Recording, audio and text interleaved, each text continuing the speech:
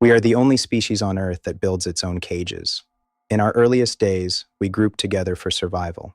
We built tribes, and those tribes grew into empires. We traded our absolute freedom for the illusion of security. We thought we were building civilization, but we were actually building the architecture of our own control. By the time the colonial era arrived, physical chains were no longer necessary. The empires realized that to control a continent, you don't need armies. You just need to colonize the mind. In 1835, we designed an education system not to cultivate genius, but to manufacture obedient clerks. We trained our own people to police their own neighbors. The human mind became a product of the state.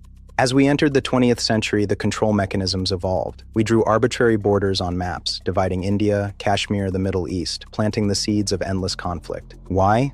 Because a divided world is a controllable world. We allowed the superpowers to treat the Earth as a geopolitical chessboard.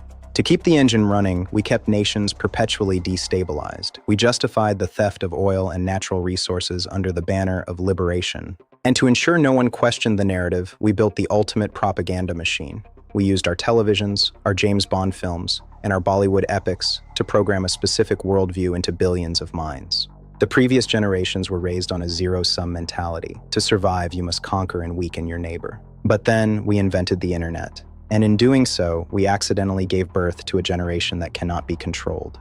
We tried to build digital firewalls. We tried to weaponize algorithms through big tech to silence them. But the youth of today are fundamentally different. They didn't learn empathy from politicians. They learned the reality of the celestial dragons and the cycle of hatred from global storytelling and anime. They saw the Epstein files. They saw the hypocrisy of superpowers destabilizing the Middle East and funding rebel factions in Sudan just for resources. And they realized the truth. The world isn't broken. It is functioning exactly as the previous generation designed it. But this new generation doesn't just raise their voices online anymore. They coordinate. From the Discord servers in Nepal to the streets of Bangladesh and Sri Lanka, they have proven that the old matrix is crumbling. Information is no longer power. Artificial intelligence has commoditized knowledge, rendering the 1,835 memorization system obsolete. Blockchain has introduced mathematical transparency, proving through decentralized autonomous organizations that we no longer need corrupt middlemen to govern us. We don't need borders. We don't need their outdated systems. We just need an execution engine. Imagine a single unified digital ecosystem, a platform where you don't just speak, you execute. If a disaster strikes anywhere on Earth, global funds are deployed instantly via smart contracts, bypassing corrupt governments entirely. And to ensure our survival, we are transforming education.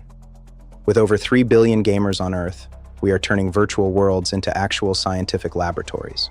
By merging AI with gamified education, gamers will solve the real-world problems of quantum mechanics, clean energy, and space travel. The previous generation used technology to control the world. We are using it to upgrade humanity.